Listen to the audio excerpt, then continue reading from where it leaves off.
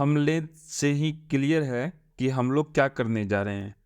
हम लोग लेखक और कवि का नाम ट्रिक से पढ़ने के लिए जा रहे हैं। यहाँ पर मैंने लिखा है मैट्रिक के साथ करें नौकरी की तैयारी। मैं सिर्फ मैट्रिक की ही तैयारी नहीं करवाऊंगा, मैट्रिक के साथ जो कंपटीशन होते हैं, अग्निवीर, एसएससी, जीडी होता है, ये सारा जो कंपटीशन होता है एसएससी एमटीएस, उसकी भी मैं तैयारी करवाऊंगा। तो चलो सबसे पहले हम लेखक और कवि का नाम ट्रिक से पढ़ते हैं। तो देखते हैं क्या है। तो हम लोग क्या करेंगे, ये अध्याय है और ये लेखक है, इन सबों का नाम हमको याद करना है। तो देखो, अगर हम इस तरह से याद करें सम विभाजन और जाति प्रथा, तो हमको याद करना मुश्किल रहेगा। अगर हमको याद भी होगा तो परीक्षा के समय गलती होने की संभावना है। तो हम क्या करेंगे, इसको ट्रिक से पढ़ेंगे। ये और ये दो स्लाइड है जिसको हम लोग पढ़ेंगे। तो शुरुआत करते हैं। सबसे पहला क्या है, श्रम विभाजन और जाति प्रथा।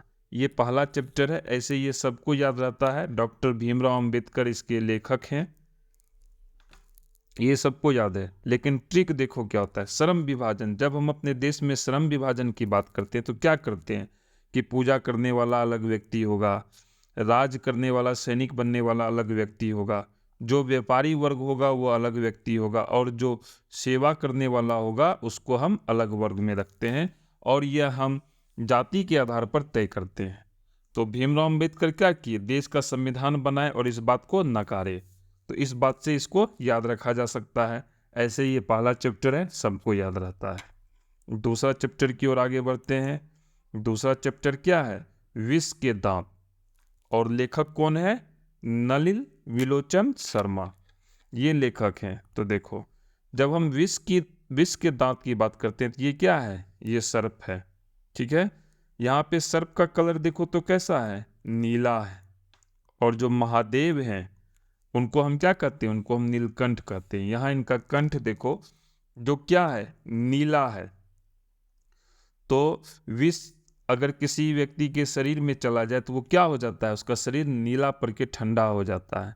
और नलिन यानी नीला, विलोचन विचलित, जब किसी व्यक्ति को अगर सर्प काट लेता है तो क्या होता है, वह विचलित होकर के उसका शरीर नीला हो जाता है। तो याद रखने के लिए विष के दांत, नलिन विलोचन शर्मा। आगे बढ़ते हैं। भारत से हम क्या सीखें, मैक्स मुलर। देखो, अपना देश है भारत, कहता है इस देश से हम क्या सीख सकते हैं, भारत से। मैक्स मुलर, भारत से कोई विदेशी ही सीख सकता है। तो मैक्स मुलर नाम से ही क्लियर है, विदेशी है। यहाँ पे दो विदेशी है। तो मैक्स मतलब होता है, जब मैथमेटिक्स पढ़ोगे इंटर में जा करके तो उसको हम लोग कहते हैं मैक्सिमा और मिनिमा। मैक्स मतलब होता है मैक्सिमम, मैक्सिमम का हिंदी होता है ज़्यादा। यानी भारत से क्या करेगा, ज़्यादा से ज़्यादा चीज़ सीखेगा। देखो, ये अपना देश क्या है, भारत है। अगर हम भारत की बात करें तो यहाँ जम्मू कश्मीर में क्या है, पर्वत है। यहाँ पे क्या है, नॉर्थ ईस्ट में जंगल है, वन है। इधर क्या है, समुद्र है, यहाँ पे बंगाल की खाड़ी है, यहाँ अरब सागर है, यहाँ हिंद महासागर है। यानी भारत से बहुत कुछ सीखा जा सकता है।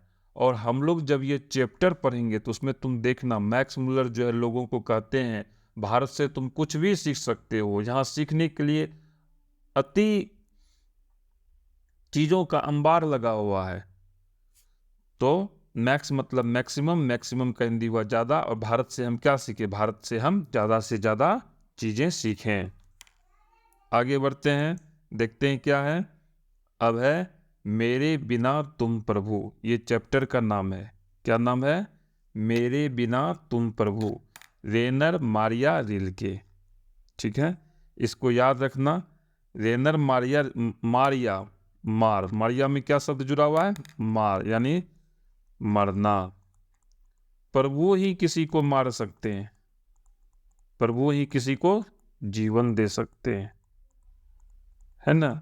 ये प्रभु हैं, महादेव हैं, ये ही क्या करते हैं, जीवन का अंत करते हैं। हिंदू धर्म में है ना, ब्रह्मा, विष्णु और महेश। ब्रह्मा जीवन देता है, विष्णु पालन करता है, और महेश संहार करता है। संहार मतलब मारना। और मारिया मतलब मार, यानी इसको तुम ऐसे याद रखना, प्रभु, इन पिक्चर से प्रभु ही किसी को मार सकते हैं। आगे बढ़ते हैं, देखते हैं क्या है। नाखून क्यों बढ़ते हैं? अगर हम अपने जीवन में देखें तो हमारे जो नाखून है वो हजारों बार बढ़ते हैं। हम उसको नील कटर से काट दें फिर भी वो बढ़ जाता है। अगर हम रविवार को काटते हैं तो अगला जो रविवार आता है तब तक में वो नाखून क्या होता है, बढ़ जाता है। यानी नाखून हजारों बार बढ़ते हैं। और यहाँ पे क्या है, हजारी प्रसाद द्विवेदी। तो नाखून 1000 बार बढ़ते हैं, हजारी प्रसाद द्विवेदी। ये क्या है, अलग अलग कलर का नाखून है। नागरी लिपि, गुणाकर मूले, है ना। देखो, नागरी लिपि को हम लोग देवनागरी लिपि भी कहते हैं। इसको याद रखना, एसएससी में इससे क्वेश्चन पूछा है। जब मैं 2016 का एसएससी का एग्ज़ाम दिया था तो उसमें ये पूछा था।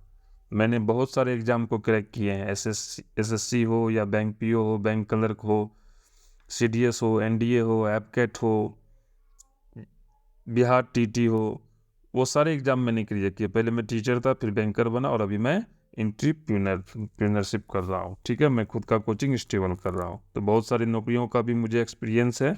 तो चलो हम लोग आगे बढ़ते हैं, हम लोग अपने सीमित रहते हैं अपनी पढ़ाई तक। क्या है नागरी लिपि?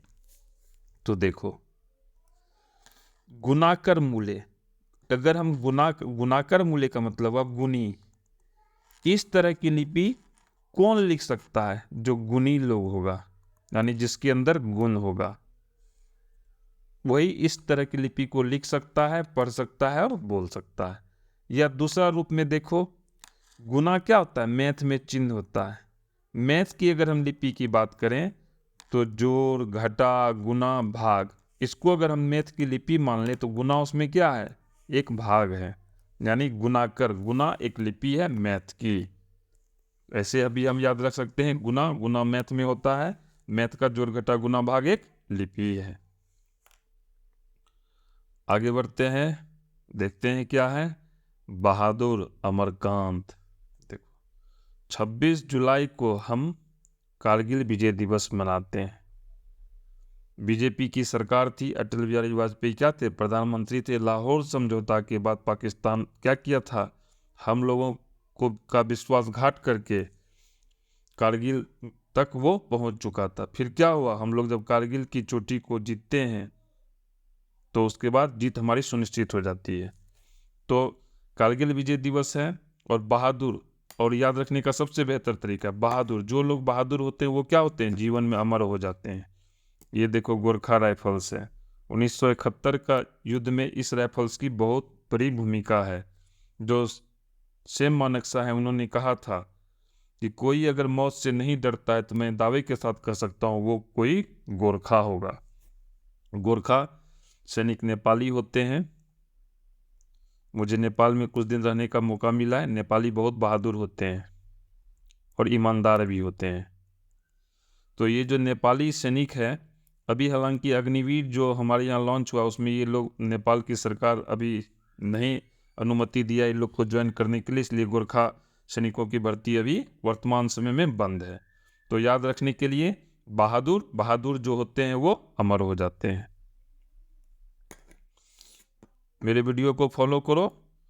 मैं दावा करता हूँ कंपटीशन में, नौकरी वाले कंपटीशन में ज़रूर सफलता मिलेगी। जीवन में केवल मैट्रिक में फर्स्ट डिवीज़न ला करके 10,000, 15,000, 25,000 प्राप्त करना ही जीवन का उद्देश्य नहीं होना चाहिए। तुम्हारा जीवन का उद्देश्य सब नागरिक बनना और नौकरी प्राप्त करना हो।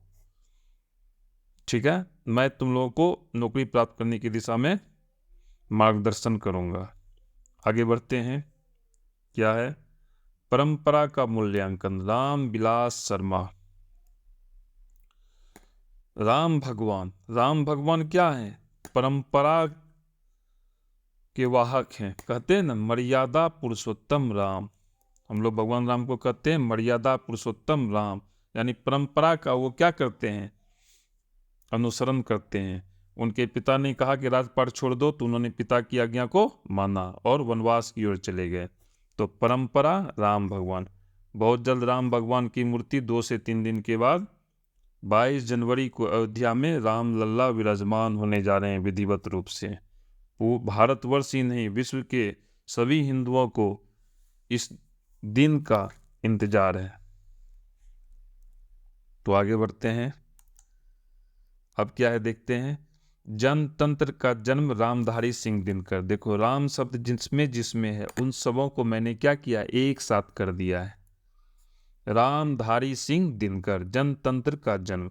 रामधारी सिंह दिनकर यहीं पे बेगूसराय में एक जगह सिमरिया, मुझे 2 बार वहाँ जाने का मौका मिला है। एक बार एक पुस्तकालय के उद्घाटन में, दूसरा विकसित भारत के कैंप में मुझे वहाँ जाने का मौका मिला है। तो रामधारी सिंह दिनकर जो है बहुत कविता लिखे, गद्य भी लिखे हैं, पद्य भी लिखे हैं। तो रामधारी सिंह दिनकर जो है जनतंत्र का जन्म लिखे हैं। तो देखो 15 अगस्त को हमारा देश क्या हुआ था, आज़ाद हुआ था। उस दिन जनतंत्र की स्थापना हुई थी। और दिनकर का बात हम करते हैं सूर्य, ठीक है। ये देखो सूर्य का क्या हो रहा है, उदय हो रहा है। तो जब आज़ादी से हम, गुलामी से हमें आज़ादी मिली, तो हमने क्या कहा, नया सवेरा आया है, नया सवेरा आया है। नया सवेरा कब आएगा, जब सूर्य का उदय होगा। और सूर्य बोले तो दिनकर, यानी जनतंत्र के आने से नया सवेरा आया। नया सवेरा तब होगा जब सूर्य का उदय होगा। और दिनकर का पर्यायवाची, सूर्य का पर्यायवाची शब्द क्या है, दिनकर। आगे बढ़ते हैं। राम बिनु बिरथे जगी जन्मा, जो नर दुख में दुख नहीं माने, गुरु नानक। गुरु नानक क्या है, एसएससी में कंपटीशन में पूछता है, पहला क्वेश्चन पूछता है सिख के प्रथम गुरु का क्या नाम था, तो गुरु नानक। इनका जन्म कहाँ हुआ था, तो ननकाना साहिब में। तीसरा क्वेश्चन पूछता है ननकाना साहिब जहाँ गुरु नानक का जन्म हुआ था, वो अब कहाँ अवस्थित है, तो वो अभी पाकिस्तान में अवस्थित है। क्वेश्चन बता दिए कंपटीशन का। तो राम बिनु बिरथे जगी जन्मा, जो नर दुख में दुख नहीं माने, गुरु नानक, है ना। इसको याद रखना। भगवान राम क्या है, हिंदू के आराध्य हैं, और गुरु नानक क्या है, सिखों के आराध्य हैं। इससे इनको याद रखना। आगे बढ़ते हैं, देखते हैं हमारे लिए क्या है। जित जित मैं निरखत हूँ, पंडित बिरजू महाराज। देखो बुढ़ापे में भी ये क्या है, सज सवर के तैयार हैं पूरी तरह। निरखत को अगर हम निखरना पढ़ें, इसको थोड़ा सा बदल देते, निखरना। कहते हैं ना, आज बहुत निखर रहे हो, क्या बात है, यानी आज बहुत चमक रहे हो। निखरना मतलब चमकना, निखरना मतलब चमकना। तो देखो पंडित बिरजू महाराज क्या है, बहुत चमक रहे हैं, ठीक है। महाराज कोई भी जो महाराज होता है किसी राज्य का, वो हमेशा निखरा हुआ होता है, वो हमेशा चमकता है ना। आभूषण से, ऊंचे गद्दी पर बैठा हुआ होता है उससे। तो इस चीज से तुम इसको याद कर सकते हो। जित जित मैं निरखत हूँ, पंडित बिरजू महाराज। महाराज हमेशा निखरते हैं, ठीक है। ऐसे निरखत का जो अर्थ होता है वो होता है निरीक्षण करना। निरखत का अगर अर्थ देखो तो क्या होगा, निरीक्षण करना। निरखत का अर्थ होता है निरीक्षण करना।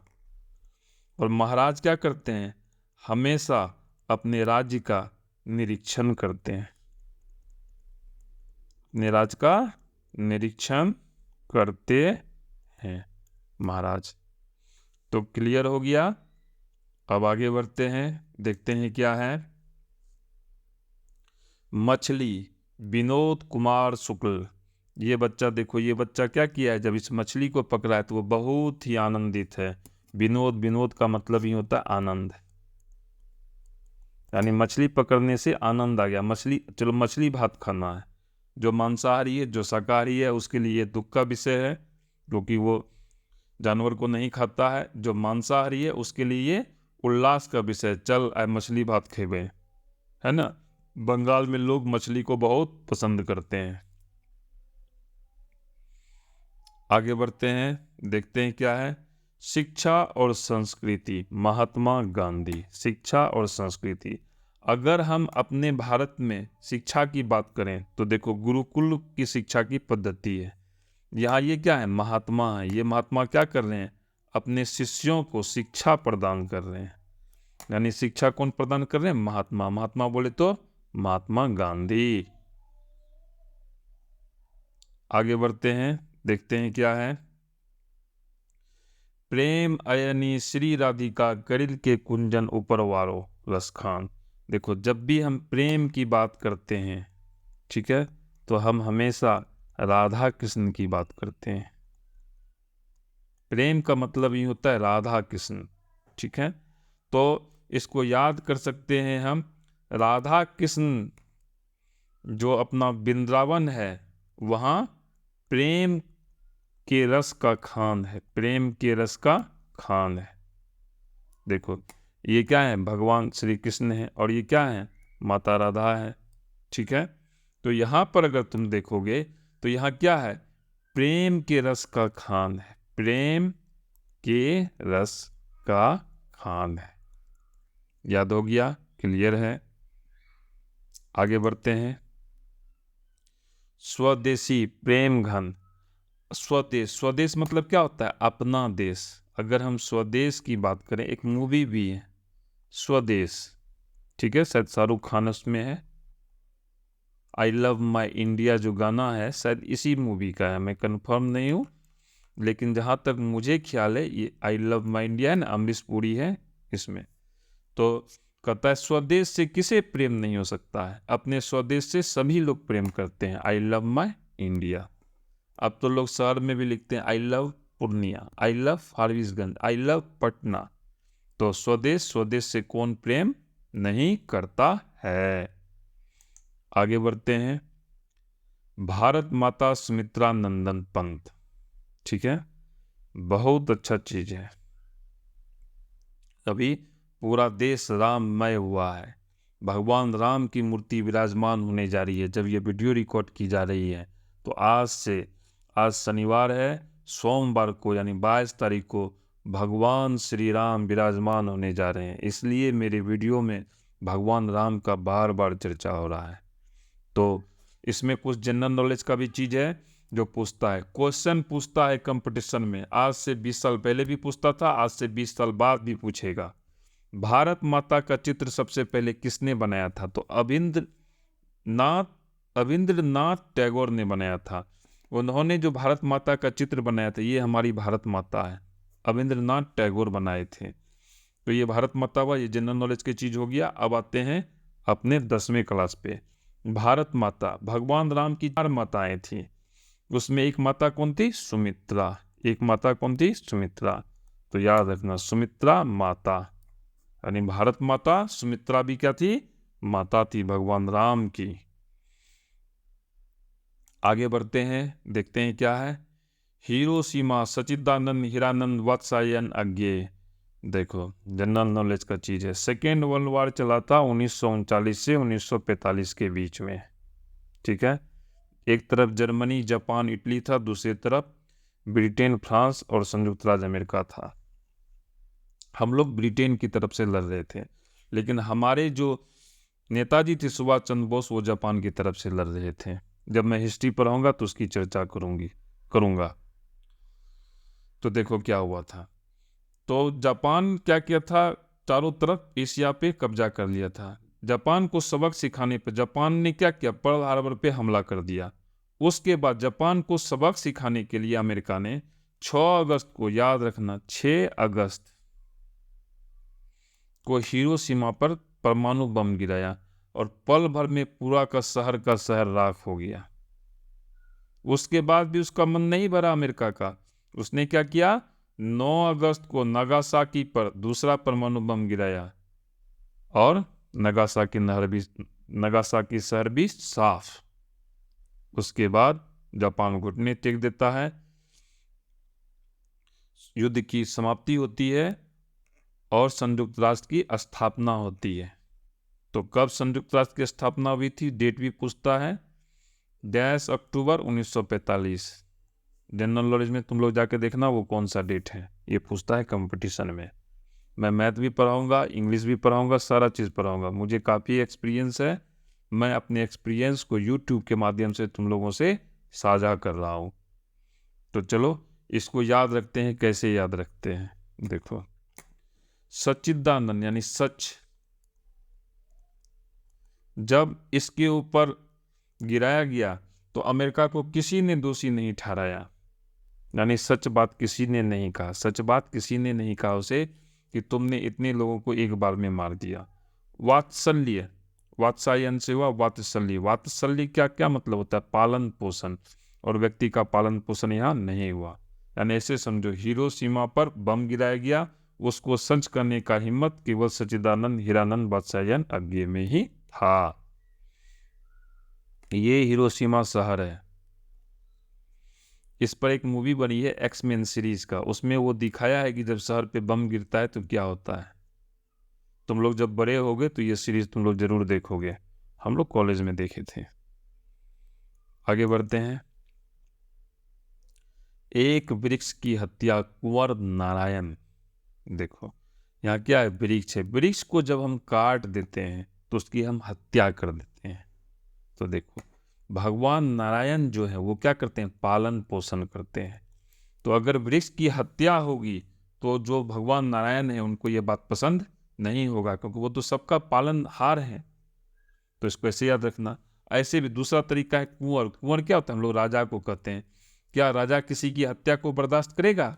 नहीं करेगा। उसके राज्य में अगर किसी की हत्या हो जाए वो क्या करेगा? दोषी को खोज करके दंडित करेगा। तो एक वृक्ष की हत्या कुंवर नारायण, याद रहेगा। आगे बढ़ते हैं। हमारी नींद वीरेन डंगवाल।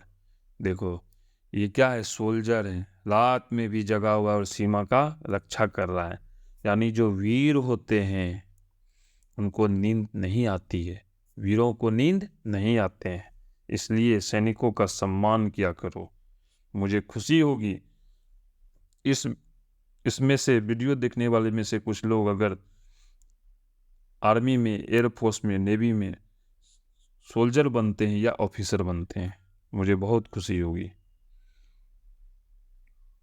आगे बढ़ते हैं, देखते हैं क्या है। अक्षर ज्ञान अनामिका। देखो ये लड़की है, लड़की को जब अंगूठी पहनाया जाता है किस उंगली में पहनाया जाता है? अनामिका उंगली में। ये जो उंगली है सबसे लास्ट वाली उंगली के बाद जो दूसरी उंगली होती है उसको हम लोग रिंग फिंगर कहते हैं, अनामिका। अंग्रेजी में उसको हम क्या कहते हैं? रिंग फिंगर कहते हैं। जब तुम्हारी शादी होगी तो तुम है ना रिंग फिंगर पहनाओगे। लड़का है तो लड़की को पहनाओगे और लड़की है तो लड़का को पहनाओगे। और रिंग फिंगर पहनाने का मतलब क्या हुआ? तभी वो प्यार का ABCD सीखता है। यानी प्यार का अक्षर ज्ञान उसको अनामिका जब वो रिंग फिंगर पहनता है तभी आता है। इसको ऐसे तुम याद कर सकते हो। आगे बढ़ते हैं, देखते हैं क्या है। लौट कर आऊँगा फिर जीवनानंद दास। देखो लौट कर आऊँगा, यहाँ मिट्टी है, बंजर हो गया है, लेकिन फिर भी ये लौट करके ये पौधा आ गया। इस तितली को जब यह व्यक्ति आज़ाद कर रहा है तो ये कहते ही है इसको, लौट कर आऊँगा फिर अगर जीवन रहा तो, अगर जीवन रहा तो मैं लौट कर आऊँगा। आगे बढ़ते हैं, देखते हैं क्या है हमारे लिए। दही वाली मगम्मा श्रीनिवास। दही वाली मगम्मा श्रीनिवास। देखो जब भी हम किसी अच्छे काम का शुरुआत करते हैं तो दही से श्री शुरुआत करते हैं। श्री, श्री मतलब शुरुआत, श्री मतलब शुरुआत। श्री गणेश, श्री मतलब श्री गणेश, श्री गणेश मतलब शुरुआत। तो यहाँ देखो दही से क्या करते हैं? किसी भी शुभ काम का श्री गणेश करते हैं। यानी दही वाली मगम्मा श्रीनिवास। अब क्या है? दहते विश्वास सात कोरी होता। देखो यहाँ इस व्यक्ति का क्या है? विश्वास डगमगा गया, इसलिए वो क्या कर रहा है? ईसाई है और क्रॉस को पकड़ करके बैठा हुआ है। तो जब विश्वास कौड़ी, कौड़ी क्या होता है? कौड़ी के भाव भी नहीं बिका। कौड़ी का मतलब हुआ कोई वैल्यू नहीं।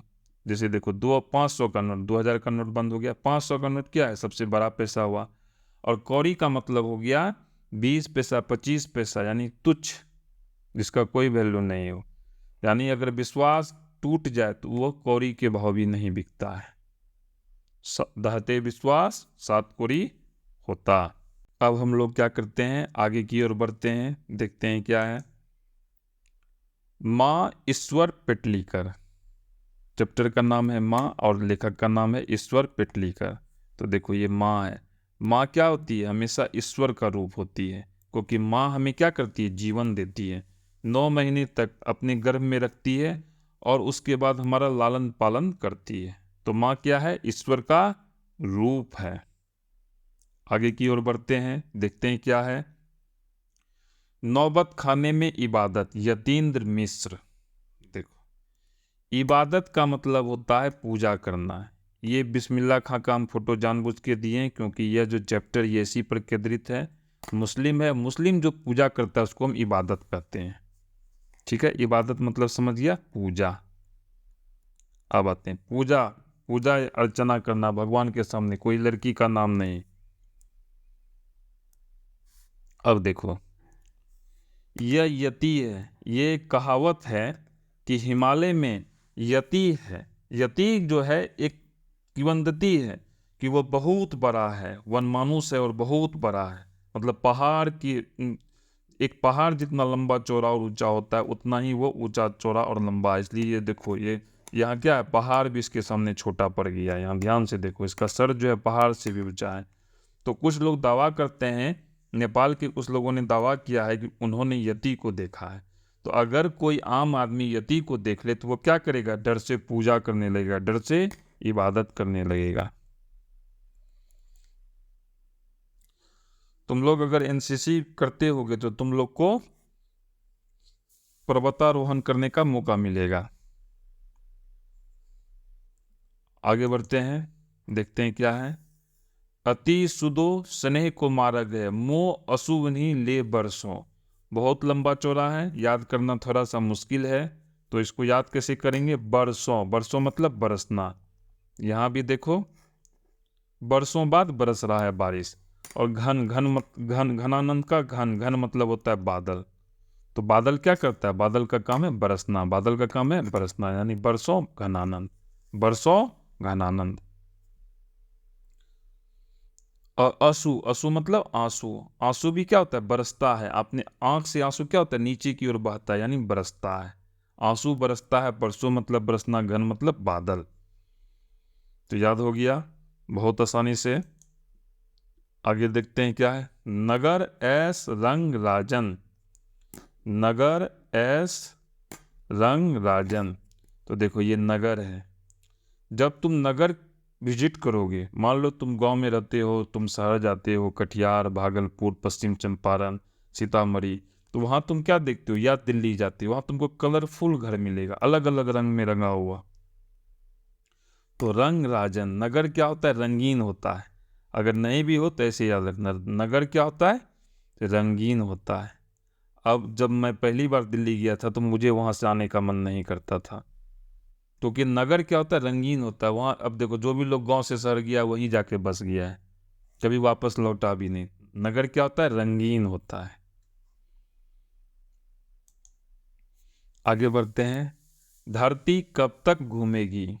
देखो धरती क्या करती है? घूमती है। देखो ये जो पिक्चर है ये ज्योग्राफी का पिक्चर है, ज्योग्राफी में मैं पढ़ाऊंगा। अर्थ क्या होता है? ऐसे नहीं होता, ऐसे झुका हुआ होता है। देखो ये एक्सिस है, ठीक है, इसको हम ज्योग्राफी में पढ़ाएंगे। देखो अर्थ क्या होता है? घूमता है, यानी धरती क्या करती है? घूमती है। अब देखो सावर दैया, सावरिया है ना, मूवी भी है सावरिया, गाना भी है सावरिया पे बहुत सारा। तो यहाँ क्या कर रहा है? इस ये लोग क्या करता है? अग्नि का फेरा लेता है, यानी घूमता है। यानी सावरिया क्या करता है? घूमता है। लड़का है तो लड़की के पीछे घूमता है, लड़का लड़की दोनों मिल गया तो वो अग्नि के पीछे घूमता है। और धरती है तो वो घूमती ही है, यानी धरती भी घूम रही है और सावरिया भी घूम रहा है। तो याद रखना, धरती सावर दैया। आगे बढ़ते हैं। आविन्यो अशोक वाजपेयी।